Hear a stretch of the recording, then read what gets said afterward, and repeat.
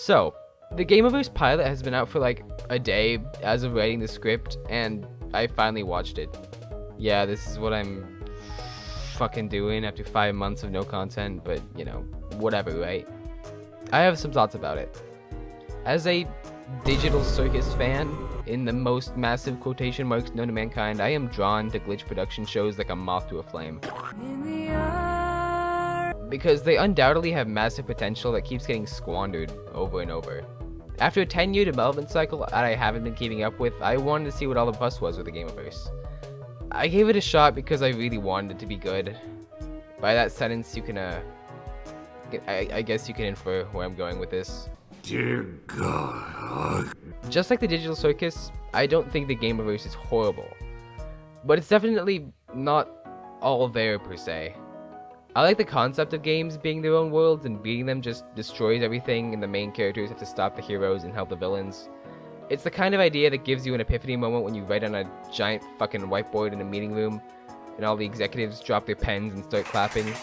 But like a lot of YouTube animated pilots, it feels like that's all it is. A good idea that sells a lot of merchandise and survives off fan engagement. So I'm just gonna get into it. I hate writing intros so much. Hickory dickory dock, some horny chick was sucking my cock. Ew!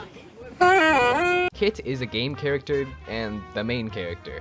She's from a world that was destroyed because she beat the villain for her game, and that is, you know, what destroys worlds in this universe. This Gameoverse, one might say.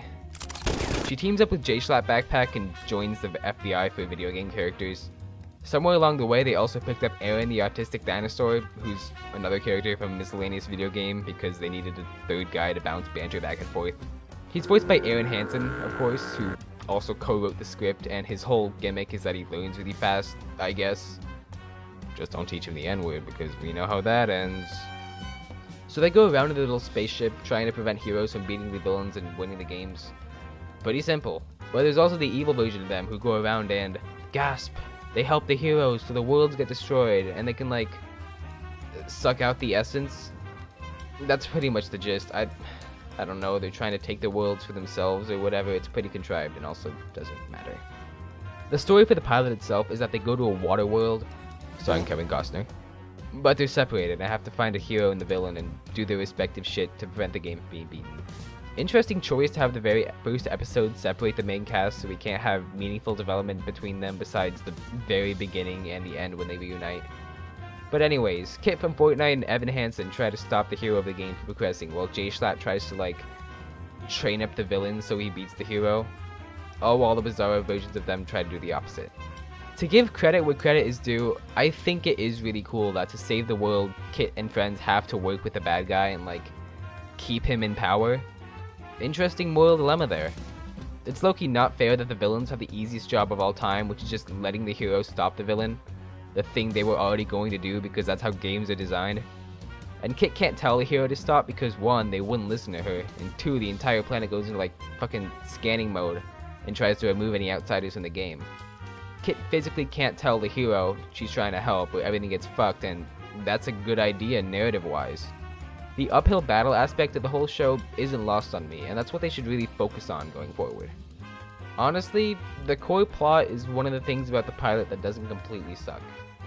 Like I said, it's a good idea, right? It's just that everything else also has to be good for the plot to work. And you'll see what I mean. But before that, I should commend the best part of the pilot. Girl, we've been knowing how to draw. It's pretty good. What? It's just an ordinary crabby. Oh my goodness! Here's where almost all of my issues with the show come in. This pilot took 10 years to make, and the script underwent around 700 rewrites. Not to be that guy, but I think they could have rewritten it a 701st time. A lot of the dialogue relies on we, the audience, being expected to care about characters we just met. We get Kit and J-Schlatt's backstory, and they banter back and forth before they're, as previously mentioned, separated. The dinosaur is also there. So much of the dialogue between characters treats them like they've already been established. And no, the flashback dream sequence does not count. These cats do not exist to me and are worth less than dirt in my mind. I don't know, it doesn't work. Being the most massive devil's advocate alive, every pilot does this. That's what a pilot is. I'm not actually stupid like you might think. They have to say things to explain things so the fucking plot makes sense. And while a little cringy at times, they do that job well, expositioning why they're doing what they do. I listen and learn and let them explain what the fuck is happening. It's just that the parts of the script where they don't have to explain things just kind of suck. And that includes dialogue and direction, because the script is both what they're saying and what they're doing. The issue is, I don't care what they're doing, and they've given me no reason to. Unlike most of the 40 IQ individuals who watch shows like this, I don't like this character just because he's voiced by a guy who plays Jackbox with his friends on internets. Give me a reason to root for him and make me quake in my boots when he's in peril. His dialogue is uncharismatic and boring. So useless, and we got it. You can spit fireballs. Yeah? You didn't think that was important to tell me. I don't see what the big deal is. Oh my god! Did I just shoot a fireball with my freaking mind? Yeah, okay. The banter is bad. And believe it or not, the direction too is bad. Pomni over here is trying to do her job, but really she's just doing what Pomni does best. Nothing. They fuck around with their respective dolphins for a while until Kit has a realistic panic attack and lets slip that they gotta stop the good dolphin from beating the bad dolphin. Which, if you were listening earlier, is a big no-no. It is here you can pinpoint the exact moment when they run out of ideas. It is right after the planet scans. The whiplash I felt from the quality shift after that point should be studied by fucking neurosurgeons and religious leaders. Kit and the evil space guys fight because if you die in the game, you die in real life, and then the game stops scanning and the hero goes to finish the game. They set up all the plot points, the heroes, plus the villains, plus the universe, and then all that was left is to finish the episode. And they simply couldn't. Kit and Ego Fapper have a heart-to-heart that is the most unearned conversation maybe in the history of cinema. I sat up in my chair and rewinded to see if what I was watching was real because I was genuinely baffled by the decisions that led up to this point. I can excuse the dialogue between Kit and the Schlatt Pack because they actually did know each other before this episode, but she literally just met this dinosaur. These characters should not be having this conversation yet. If you watch the trailer for the pilot, it does show Kit saving him from his collapsing world, but that also just doesn't count. Especially since the episode takes place right after the trailer. Also, making your trailer have any narrative significance that isn't also included in the episode itself is a bad idea. I watched the trailer beforehand and I was still dumbfounded by the conversation. Imagine the people who didn't watch it. Like, from there it kind of just goes downhill. The hero goes to the villain's lair and defeats him and the world explodes. The end. As they take the dolphin hero back to the ship, a giant wave of dread washed over me. Oh my god. They're going to introduce more permanent main characters to the roster. What a bad fucking idea. I already don't care about the main cast. Why would adding more to that excite me at all? I think if they want to take this plot seriously, they could have had the dolphin fucking die to make another dramatic moment like the trailer had.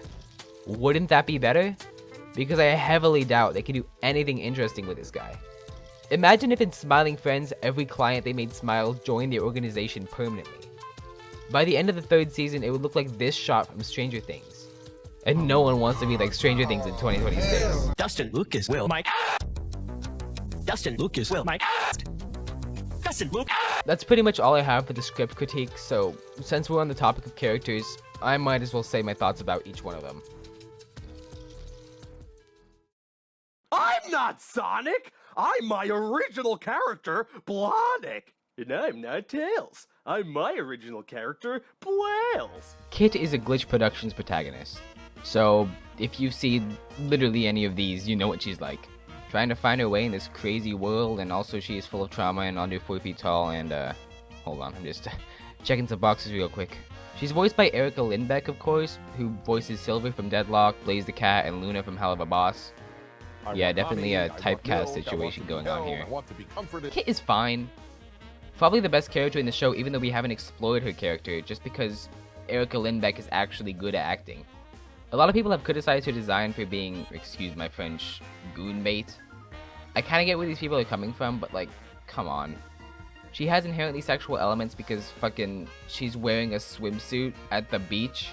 It's almost as if basically anything can be seen as sexual because life has inherently sexual elements in real life? Yeah, it's the world. Hey, if your life doesn't have any sexual elements, that's on you. I'm not judging, but please don't take that out on just like a normal character design. I'm gonna shelf that for later though, because there's a lot more to talk about. We still have like 6 characters to go. Caboodle is the J-Schlatt orb. They didn't give him like a recording booth or anything, it's just his mic at home. He's probably scrolling Twitter while reading his lines in his peripheral vision. All power to him, I would love to be cast in a highly anticipated show just because I play video games online. But like, he barely has any character. His jokes aren't funny, and his foil to Kit's optimism is just boring. Again, a lot of this is because they got separated fucking immediately, and Kit had more character development with the Chud Dolphin than him. But whatever. Maybe they'll fix it in the next episode. Like that's ever gonna happen. The Aaron Hansen dinosaur is named Gobbles. He's a Lunosaurus, as they say like 50 fucking times throughout the episode. He's autistic coded because Aaron Hansen is autistic, and he's easily the worst character. First of all, Aaron Hansen cannot voice act. I know that's rich coming from me, but he sounds like Dr. Mrs. the Monarch if she was a shitty character, and also abused her employees in real life. Second of all, he does absolutely nothing important. I get that he's naive and his whole character is that he learns over time, but like, in the scene where it's supposed to be his moment, what the fuck did he learn? That he's one of the protagonists and that they're supposed to win in the script? It's so unearned. I don't like using the term therapy speak because it reeks of chud, but like, Gobbles is basically a walking ChatGPT therapist for Kid. He's not interesting, not fun, and not a good character. And that's not even going into all my gripes with his voice actor. We'll get into that later. Besides those main 3, we have Flappers the Dolphin, a charmingly annoying character that they decided to add to the main cast at the end. Again, terrible idea. We also have the villains who are kind of funny. I like the paper guy, I got some laughs from him, and misinformation kind of doesn't exist. The main villain on the ship also doesn't fucking matter. What a generic design, Jesus Christ. You also have the villain of Flapper's game, Snappers, who is voiced by Michael Cusack. I like him, actually, he's kind of funny, but he doesn't really matter all that much either. The ship they ride around on also has a voice, like the one from Invader Zim, so it's technically a character. And you know, I think just Kit, Caboodle, Gobbles if they fucking have to, and the ship could work fine as main characters. You have 3 to bounce dialogue back and forth, and the ship can provide necessary exposition. But I know that they're just gonna introduce more main characters as the series goes on, because that's how it is for all these shows. You can't just have a small cast, it has to be everyone. Bringing up Smiling Friends again, there are 5 main characters, but it's mostly Pim and Charlie. Alan, Glep, and the boss appear occasionally, but they aren't in every episode, and that's a good thing. A bigger cast isn't always a better cast. The Amazing Digital Circus tried to include every single character in every episode, and it didn't work at all. Because some characters just have no personality and should really be in the background. I know it sounds contradictory because I complained about Kit and Caboodle being separated, but like, it's just an issue of resource management. Use the characters you have to make a meaningful story without adding nothing characters so you can sell more fucking plushies. That's hard to do, I know, but you quite literally are already selling plushies. The least you can do is make the characters interesting and developed enough to earn your audience's money. Speaking of the audience... Now, this might strike some viewers as harsh, but I believe everyone involved in this story should die. Oh boy, it is rough out there. The Gameoverse is a Glitch Productions show, so it has a Glitch Productions fandom. That should be all you need. The show is made with 35-year-old Nintendo YouTubers with Spider-Verse as their favorite movie. These people, in quotation marks, will defend this show tooth and nail, trying to convince you that it's narrative gold when it's actually a barely functional narrative. They eat up scenes where characters talk about their feelings like it's fucking 12 Angry Men. This is not cinema. It's a show meant to be a Friday Night Funkin' mod. I beg every diehard fan of Glitch properties to watch something, I don't mean to be rude, but to watch something real. I know I've had bad takes about media in the past. If you watched my anime ranking video, I said Madoka Magica sucked. Yeah, since then I've watched it all and it's my favorite anime of all time. But you get what I'm saying, right? If all you watch is Murder Drones and the Amazing Digital Circus, of course you're going to think those are the best pieces of media to ever grace this glorious earth. You, yes you, need to broaden your horizons and get some actual media experience. I say this because fans of the Gameoverse don't even know why they like it. They rank it a 10 out of 10 because... why? All the while they're being manipulated into buying merchandise for a show that isn't technically even out yet. And I think that's honestly predatory. YouTube animated pilots love to sell merchandise because the pilot is basically what it is. Having a fandom that eats up literally whatever you put out isn't a good thing. You aren't cultivating an intelligent audience who can appreciate a creative work and the effort you put behind it. You're cultivating a list of credit card numbers. And that's no good. And the media illiteracy of a majority of this fandom is honestly just mind-numbing.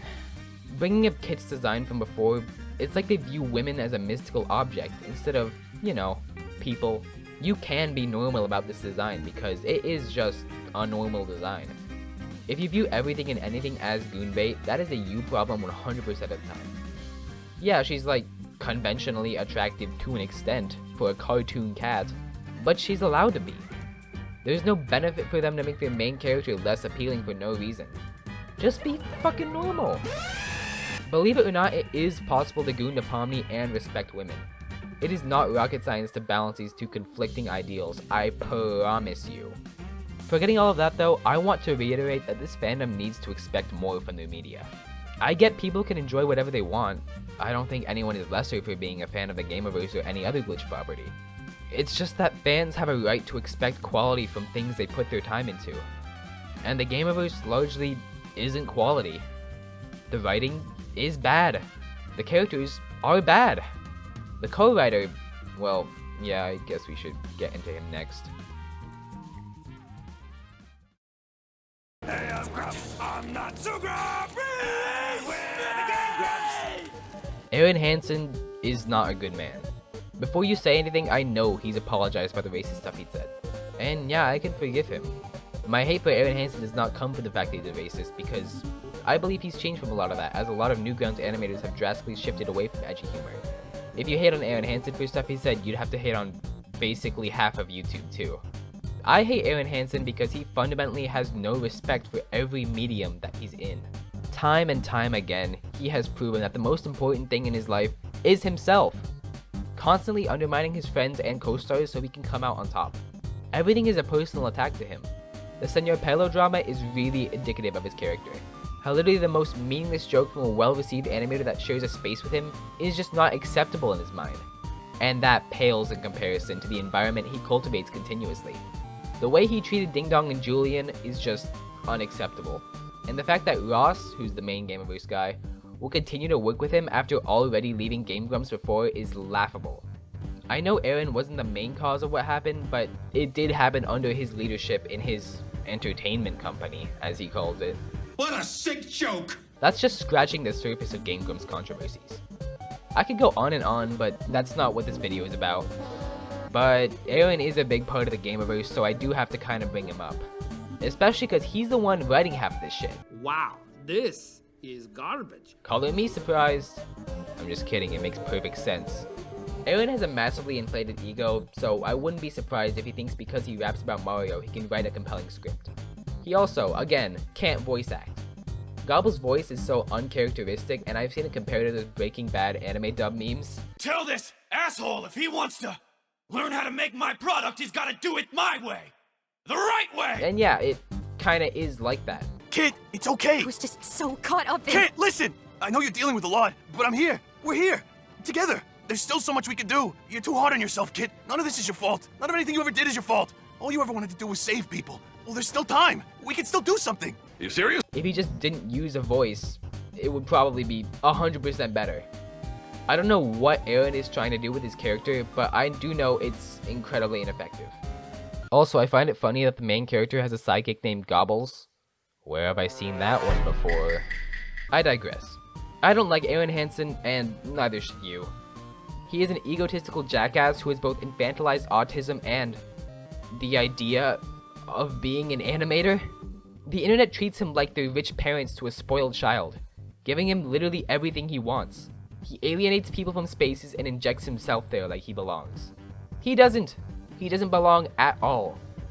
I know Ross and him are friends and they separated on good terms, but when someone is industry poison like Aaron is, I think it's your own moral and ethical duty to keep him a safe distance from anything you make, lest he participate in ruining it like he definitely did, in part for the Gameoverse. Just because you're famous doesn't mean what you make is quality, something Aaron definitely doesn't know. Maybe I'm being a little harsh to him, but I have autism too, as you can probably hear in my fucking vocal cords. It's not an excuse for shitty behavior. And definitely not an excuse for shitty writing. Speaking of shitty writing, it would be irresponsible of me to make all these criticisms without offering my own take on how to fix some of them. Because to be honest, I think I am a better writer than Aaron Hansen. Sorry, it's just the truth. I know I don't have a massive ass fan base or industry connections, but like, small. You did watch the Gameoverse, right? Like you watched it before this video, right? Why do I fix everything I touch? First of all, everything leading up to the ship getting shot and Caboodle flying out is the same. Except, it's Gobbles who flies out and gets stranded by himself. Why do this? So Kit and Caboodle can actually interact together with the A-plot of the episode? Duh! Doesn't that make so much more sense? The entire plot plays out the same, except it's Kit and Caboodle trying to find and stop flappers, and it's Gobbles who has to train snappers. And I think it is fair to put Gobbles in that position, because he, like, works for the Farcade, right? That's the good organization that's trying to it doesn't matter. He's like an agent now, and he should be expected to pull his fucking weight. He talked early on in the episode about how he was confused they had to help villains. Isn't that the natural continuation of his character? Learning to do his fucking job? I think it works perfectly. This is a character that's taken seriously in the story, right? So just do it. Have him learn something by helping the villain be stronger. While they're doing that, Kit and Gerudo can actually have some screen time together. You can have the moment after the scan, but have it mean something because Caboodle was there with her when her world was destroyed. It just works so much better. Then they meet up with Snappers and the fight plays out the same, but with Gobbles having traded. Flappers beats him and the world gets destroyed, but have Flappers die with it. Kit can try and save him, but it would be so much more impactful if she failed. It would also not add him to the main cast, which is a good thing. Have him die like Gummy Goo did. Wait, what? The Digital Circus does a lot of things wrong, but sticking to the original cast does relatively work, with side characters only appearing for one episode at a time. That's what I would do with the plot progression, but the dialogue still needs drastic changes. It's easy to say make it less bad or less cringe, but obviously that's easier said than done. Maybe let Aaron Hansen write less lines? It wouldn't fix everything, but it would help. The Gameoverse obviously has a laundry list of problems, but it's not the worst thing in the entire history of the Earth.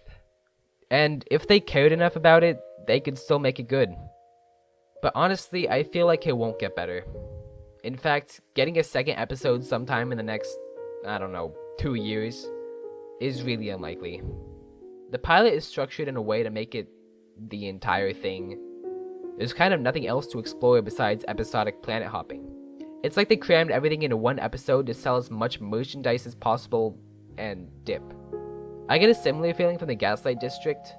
I'm pretty sure it's confirmed to get more episodes, but it feels like a really solid short film to me. I like the Gaslight District, but I'm just not sure where they can take it beyond the pilot. If I'm proven wrong and both the Gaslight District and Gameoverse get a few more episodes that are pretty good, then I'm happy. I don't want things to suck. They just usually do suck. I'm not rooting on the downfall of the Gameoverse either. It can be improved. Pretty easily, I would say. Maybe the positive reception it got, plus the merch funds, can make the next episode pretty good. Still unlikely, but not impossible. I'm gonna go off script now and say, pilots like this have been being made for a while. And they're gonna continue being made. To be honest, we need to start being picky about what we watch. It's kind of the new norm for YouTube. The new norm, like the show. Is that funny? We need to consume better media, because if we allow shows that are badly made with poor production choices and just bad management all around, that's all we're going to be getting. Thank you for watching and such, and I'll see you whenever I decide to make a video again. Could be a fucking year, could be a month, could be a day. I don't know.